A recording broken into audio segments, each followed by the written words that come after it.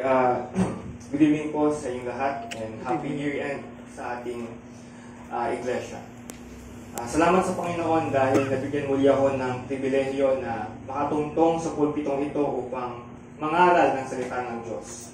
Ang gusto ko sanang mangyari ay mag-testimony dahil gusto ko magpasalamat sa Lord kung gaano siya katapat sa akin sa buong taong nagdaan.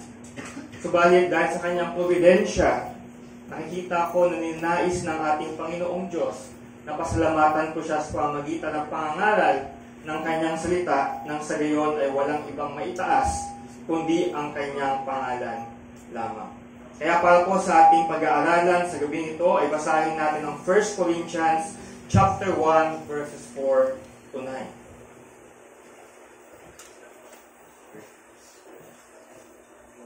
1 Corinthians chapter 1 verses 4 to 9, sabi dito ni Apostle Paul, I give thanks to my God always for you because of the grace of God that was given you in Christ Jesus. That in every way you were enriched in Him in all speech and in all knowledge, even as the testimony about Christ was confirmed among you, so that you are not lacking in any gift as you wait for the revealing of our Lord Jesus Christ, who will sustain you to the end, guiltless in the day of our Lord Jesus Christ.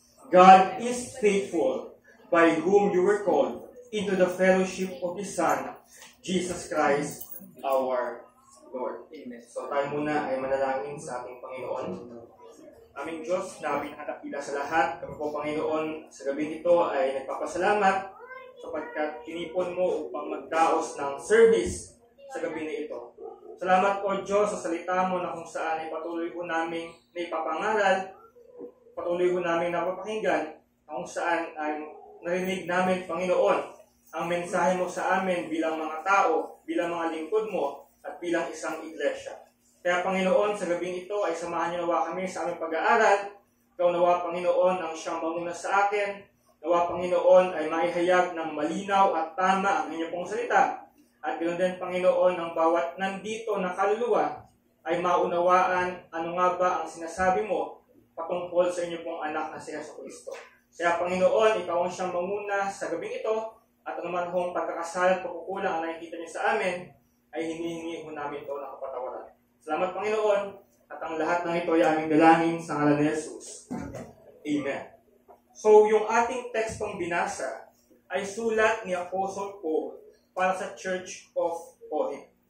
Habang si Apostle Paul ay malapit nang matapos ng kanyang pagministeryo sa Church of Ephesus, nakabalita siya na ang Corinth ay nagkakaroon ng problema patungkol sa division, immorality, idolatry, and some theological confusion. At kahit mismo yung authority ni Apostle Paul bilang apostol, bilang lalaki ng Diyos, ay question nila.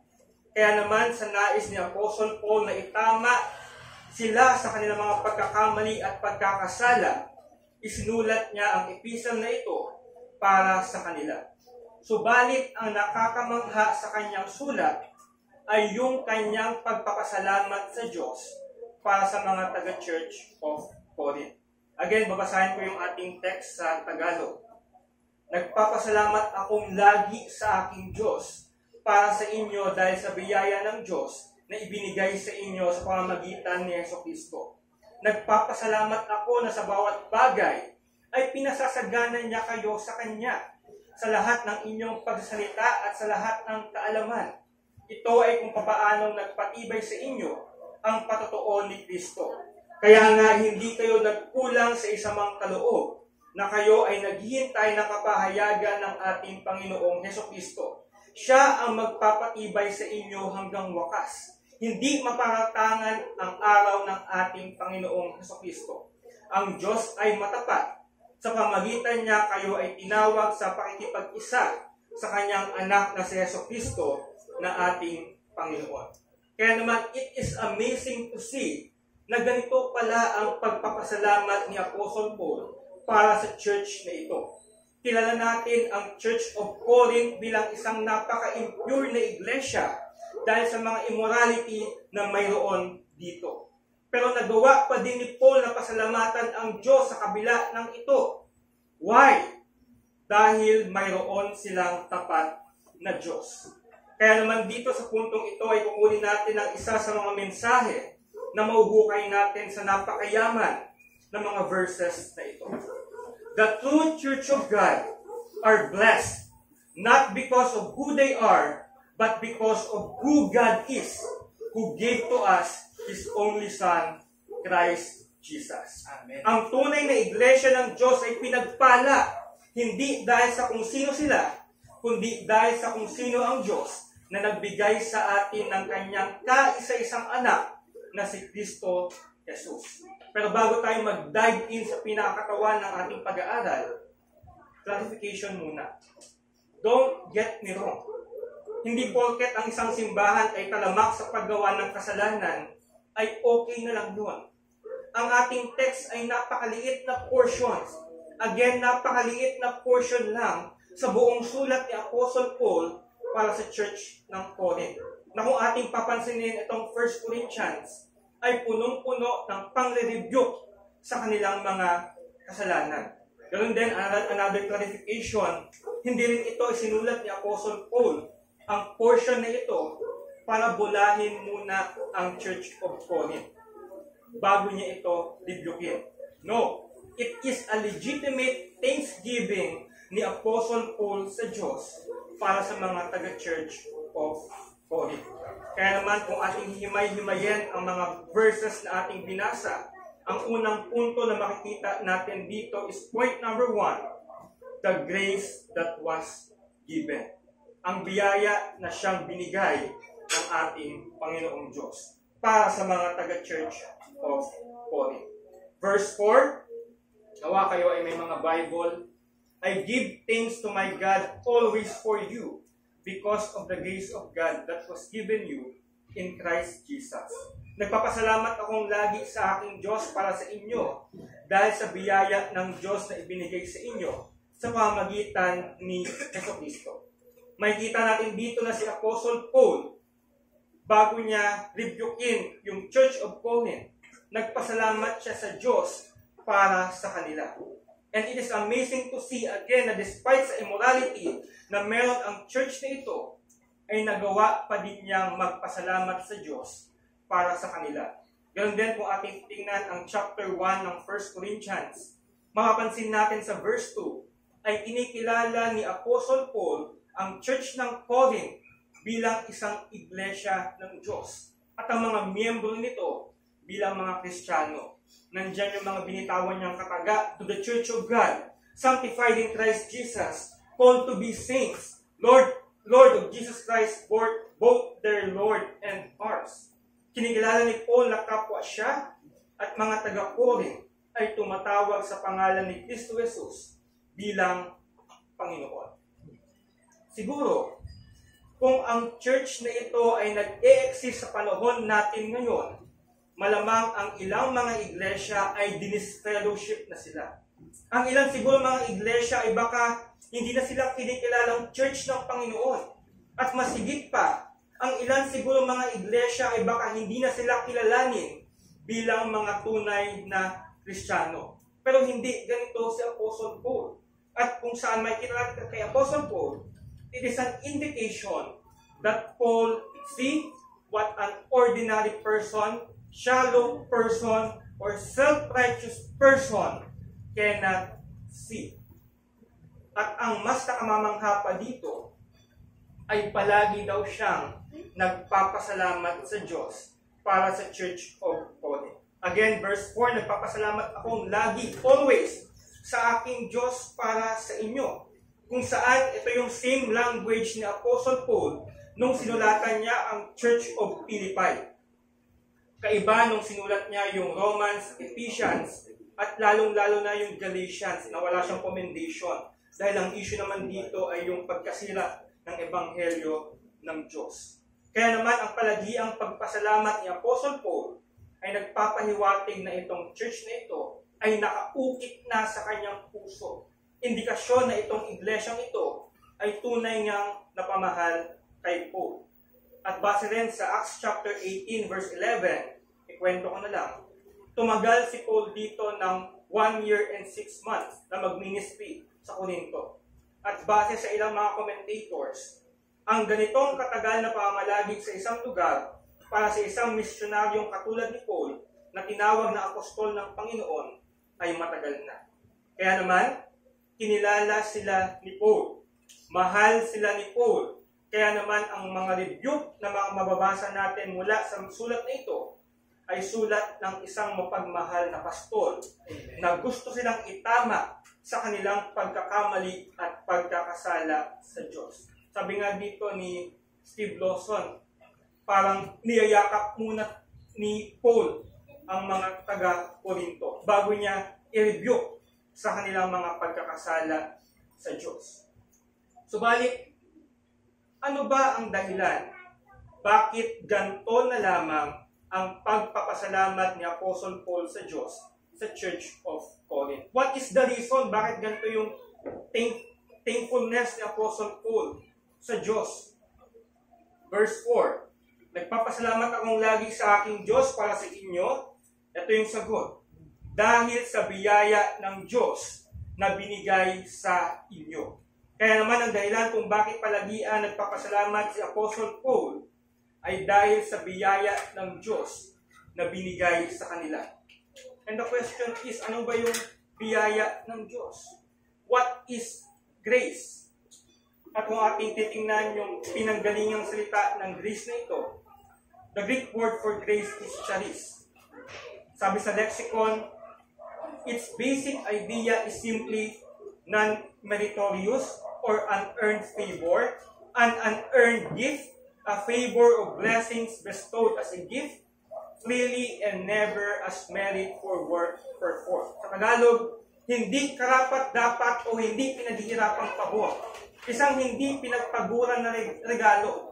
Isang pabor o mga pagpapala na ipinagkaloob bilang isang regalo ng malaya at hindi kailanman bilang kapalit para sa ginawa. So yan yung grace.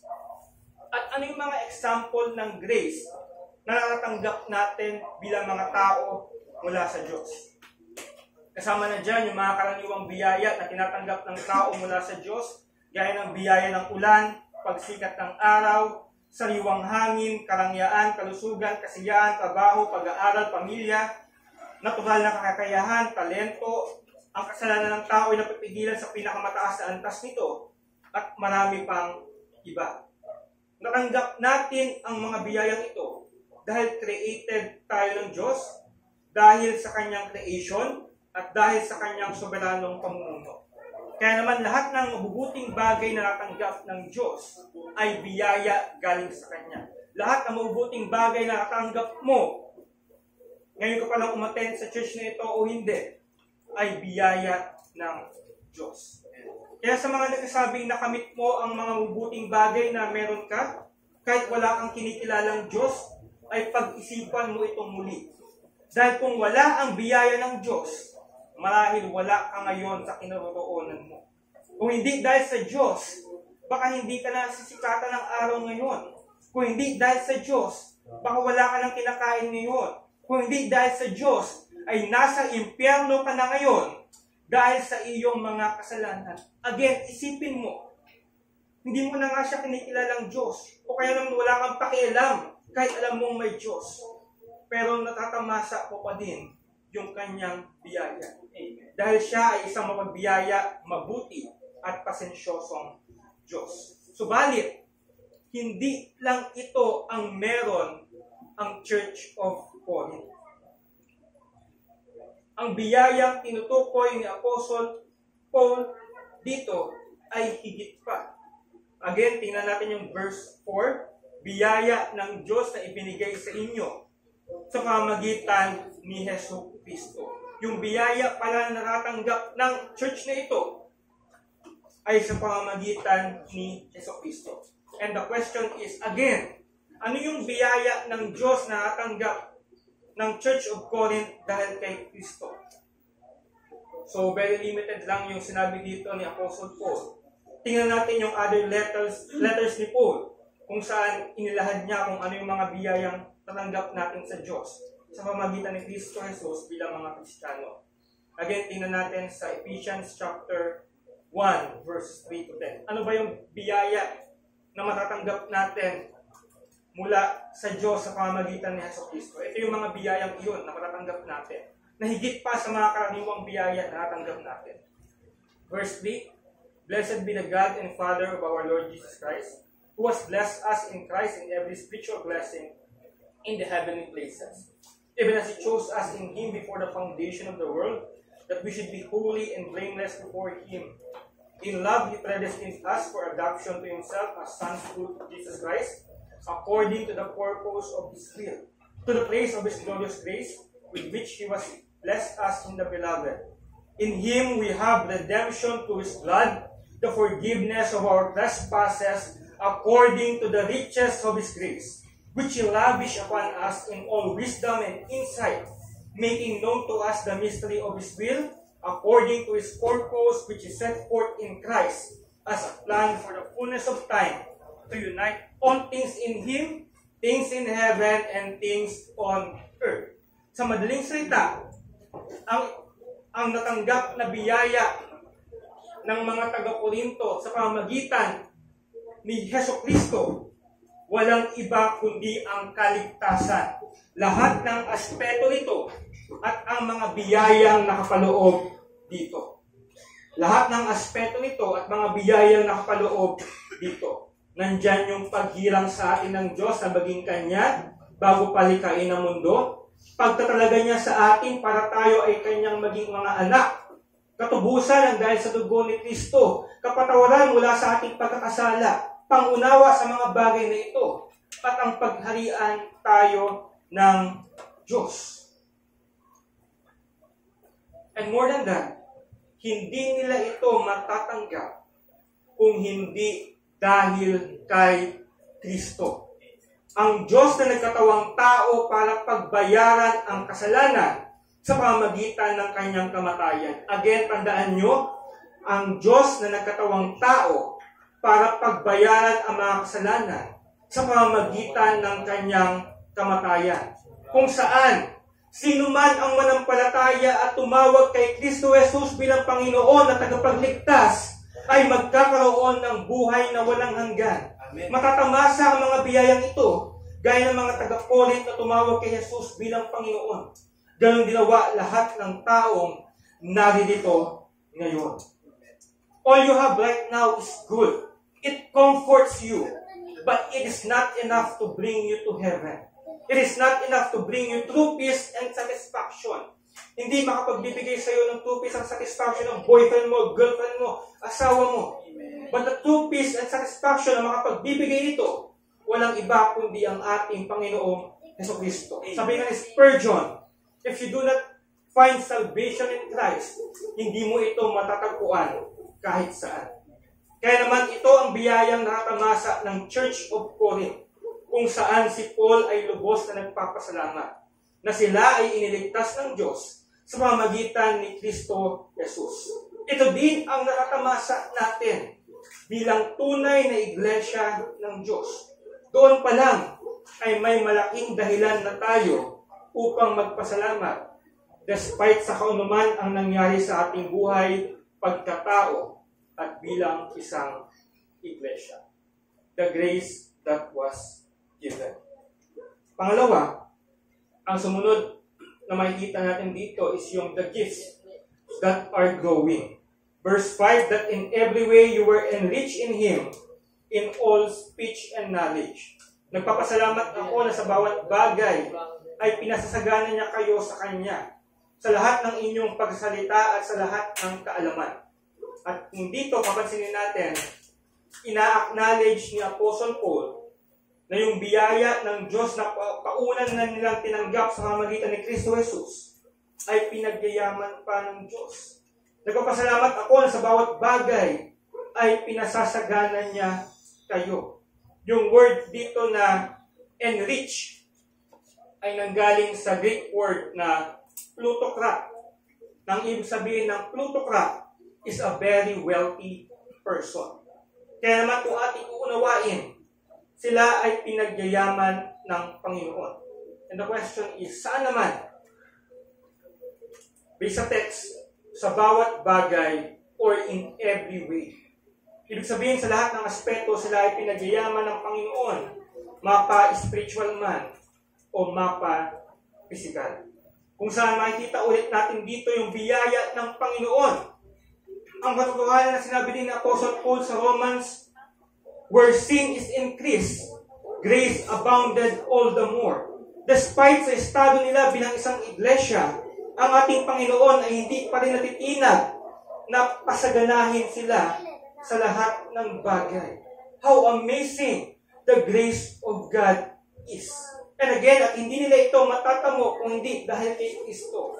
Nagpapasalamat ako na sa bawat bagay pinasagana niya kayo sa Kanya. Isa lamang itong patunay sa sinabi ni Apostle Paul sa Romans. He who did not spare His own Son, but gave Him up for us all, how will He not also with Him graciously give us all things? Kung saan yung context naman ito ay patungkol sa forgiveness.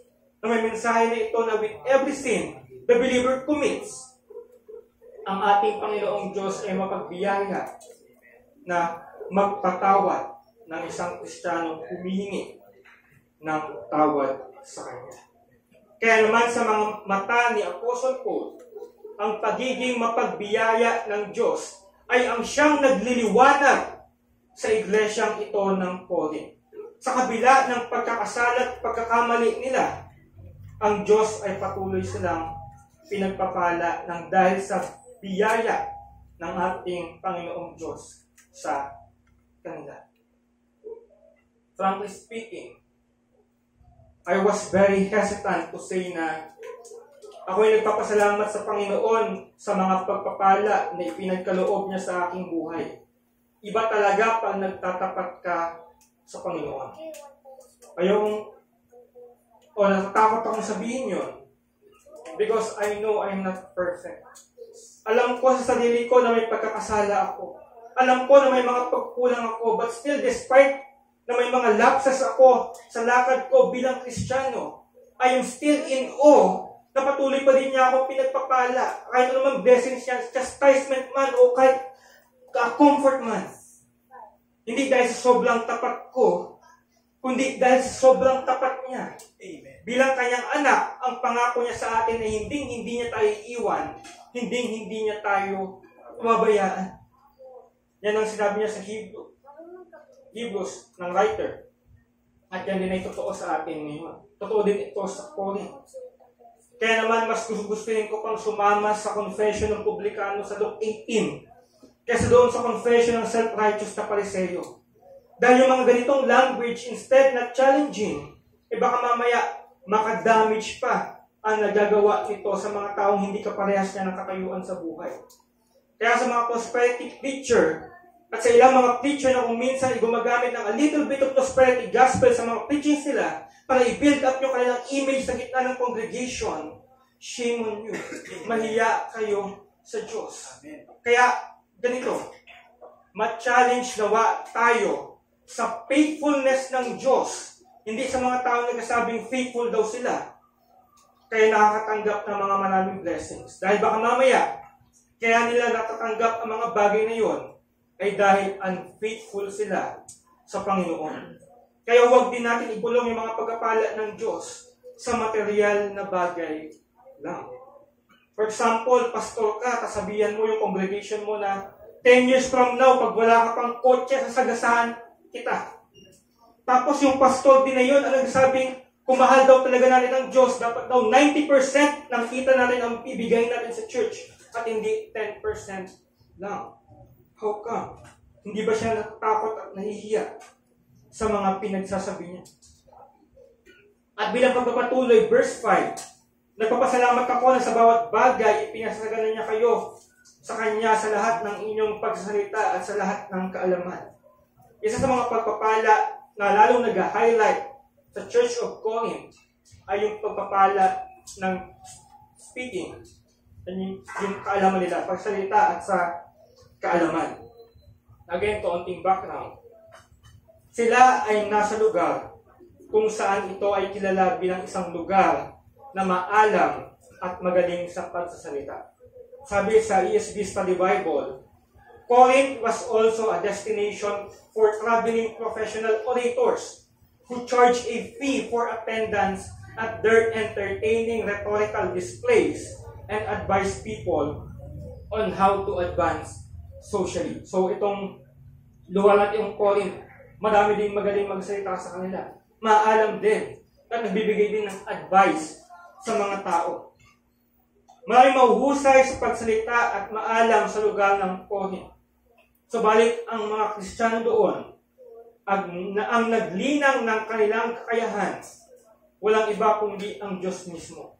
At hindi lang yun, ang kanilang husay sa kanilang pananalita ay bunga ng kanilang kaalamang tinataglay, hindi ng natural na tao, kundi ng isang Kristiyano na kinikilusan ng banal na Espiritu. Sila ay mayroong kaalamang tinataglay na wala ang isang natural na tao. Kaalaman patungkol sa spiritual na mga bagay, sa tunay na Diyos kay Kristo Jesus, sa kanyang ebanghelyo, sa salita ng Diyos. And as we continue, verse 6, even as the testimony about Christ was confirmed among you. Tagalog, ito ay kung paano nagpapatibay sa inyo ang pagtuo ni Kristo.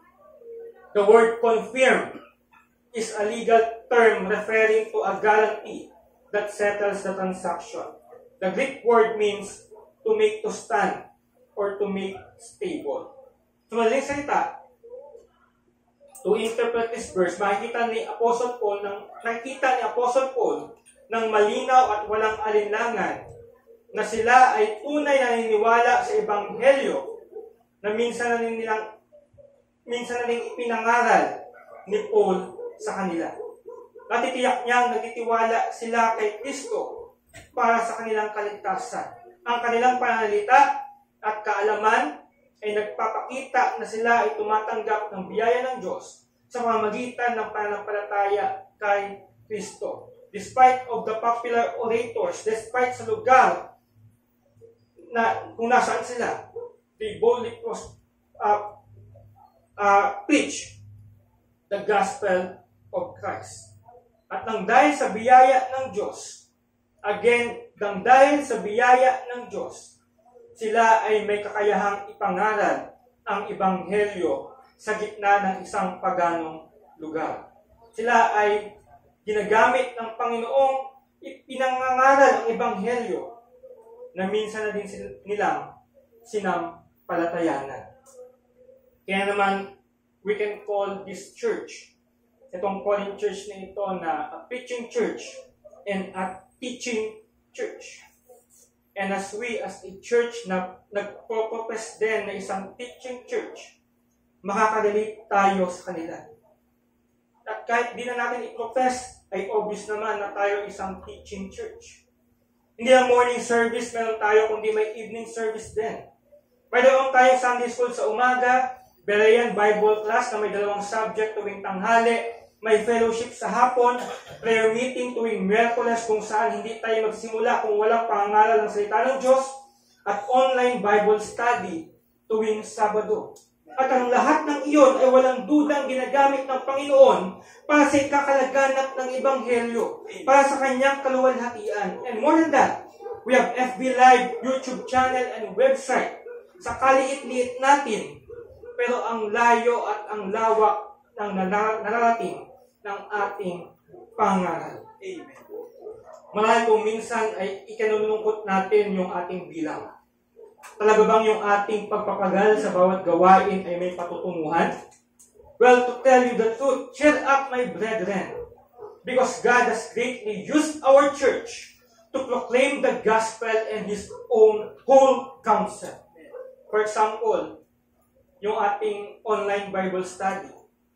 Ano bang benefit ang makukuha natin dito sa gawain ito? Nagpapakahirap gumawa ng PowerPoint yung ating mga tagagawa ng PowerPoint kahit busy sila sa ibang mga bagay. Patuloy na nag-aaral ang ating mga mangangaral kahit pagod sila galing trabaho ang lalayo pa. Tapos ang maratanggap lang natin ay heart reactions pagkatapos. Hindi naman sila maka-attend. Itong mga attendees natin sa ating church dahil malalayo yung lugar nila. Hindi din naman tayo Bapticostal na may tithes and offering kahit hindi service. But the good thing is, We are blessed because ginagamit ng Diyos ang ating iglesia upang punan ang bawat makikinig ng binhi ng Ebanghelyo, kung saan balang araw ay magagamit ng banal na Espiritu upang sila ay sumampalataya kay Kristo. Amen.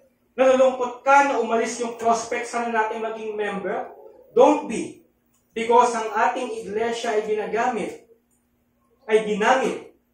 para sila ay makaalam ng katotohanan. Ang Diyos ang nagdadagdag sa kanyang iglesia.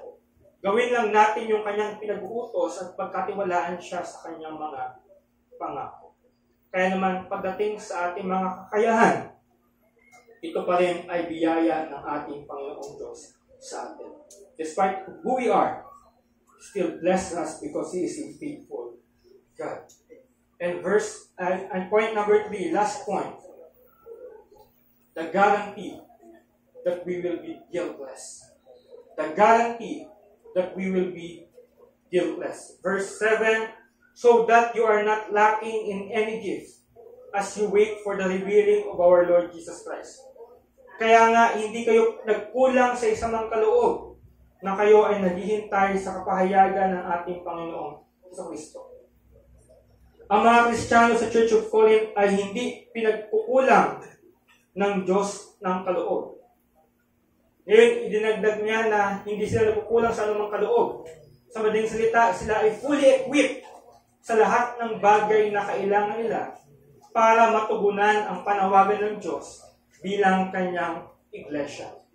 Habang ang pagpapala ng pananalita at kaalaman ay nagagamit para sa pag-iebanghelyo sa mga wala pa kay Kristo, ang spiritual na kaloob naman na tinutukoy dito ni Apostle Paul ay yung mga gifts ng ating Panginoong Diyos na nagpapatibay naman ng simbahan.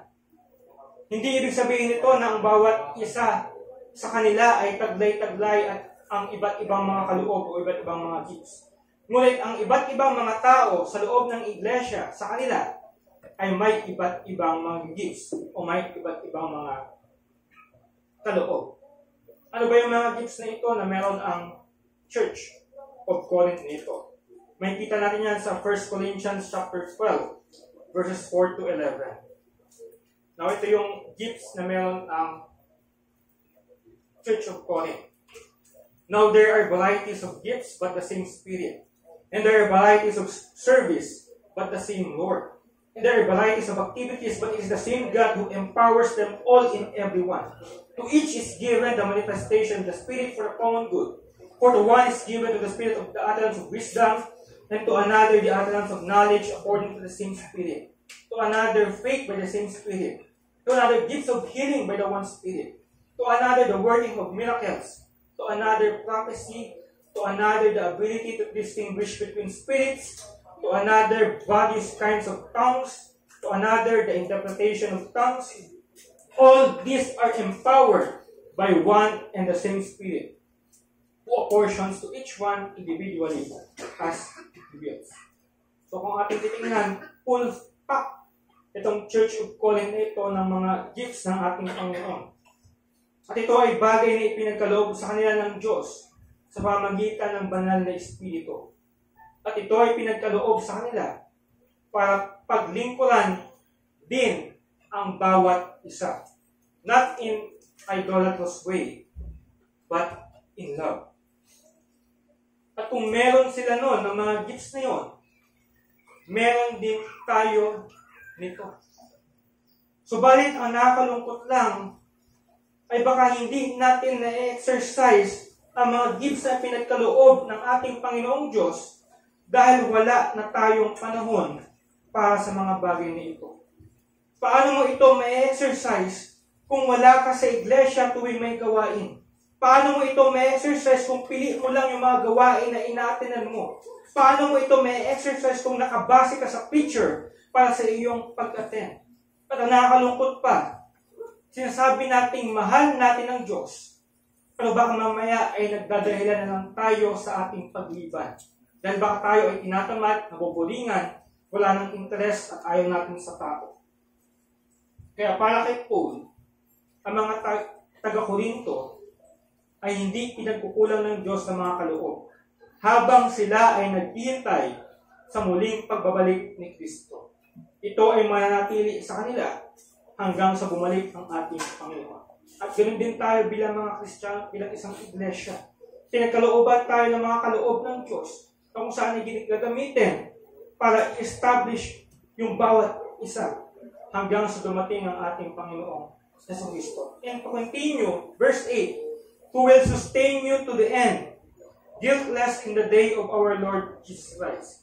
Siya ang magpapatibay sa inyo hanggang wakas, hindi mapaparatangan sa araw ng ating Panginoong Kristo. Kung saan ang Diyos na siyang nagkirang at nagdala sa atin kay Kristo, ay ang Diyos din ang magpapatibay sa atin hanggang sa huli. Totoo nga yung sinabi ni Apostle Paul, ganoon din sa Church of Philippi sa Philippians chapter 1 verse 6. And I am sure of this, that he who began a good work in you will bring it to completion at the day of Jesus Christ. Ang sinimulan ng Diyos ay siguradong kanyang kukumpletuhin. Ito ay totoo para sa mga taga-Philippi, ito ay totoo para sa mga taga-Corinto, at higit sa lahat, ito ay totoo sa atin ngayon. Again, who will sustain you to the end, guiltless in the day of our Lord Jesus Christ. Guiltless in the day of our Lord Jesus Christ.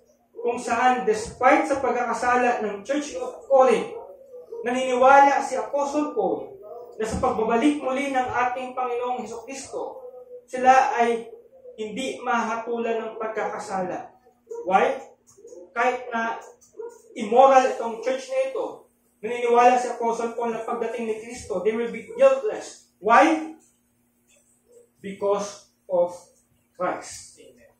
Sabi nga ni Apostle Paul sa Romans chapter 8 verse 1, there is therefore now no condemnation for those who are in Christ Jesus.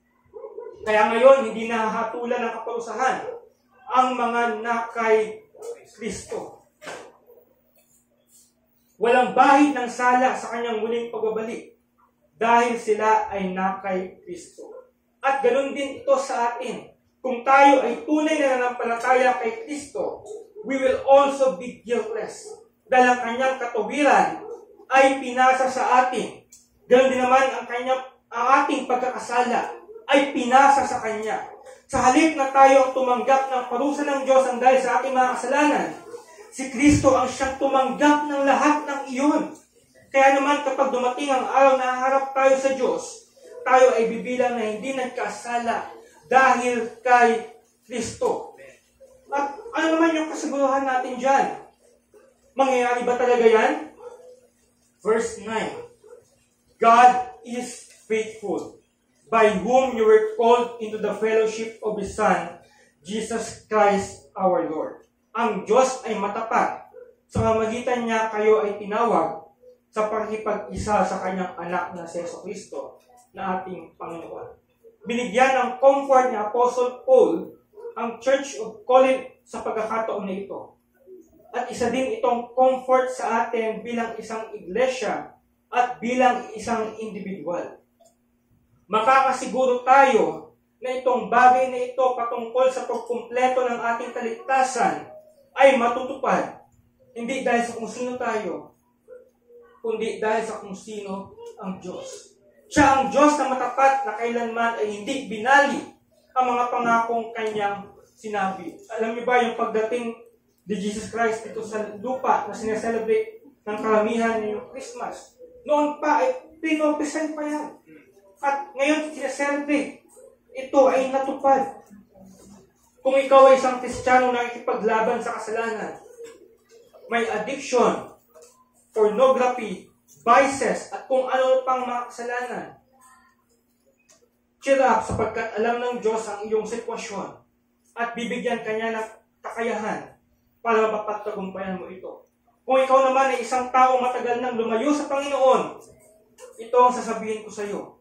Kung ikaw ay isang tunay na Kristiyano, kahit na pinabayaan mo ang relasyon mo sa Diyos at ang responsibilidad mo bilang isang Kristiyano dahil anak ka niya, hindi ka niya pinabayaan. Hindi ka niya pinabayaan. Hindi ka niya pinabayaan. Yan ang itatak mo sa isipan mo. Na kahit pabaya ka, hindi ka niya pinabayaan. Yan ay kung ikaw ay tunay na anak ng Diyos.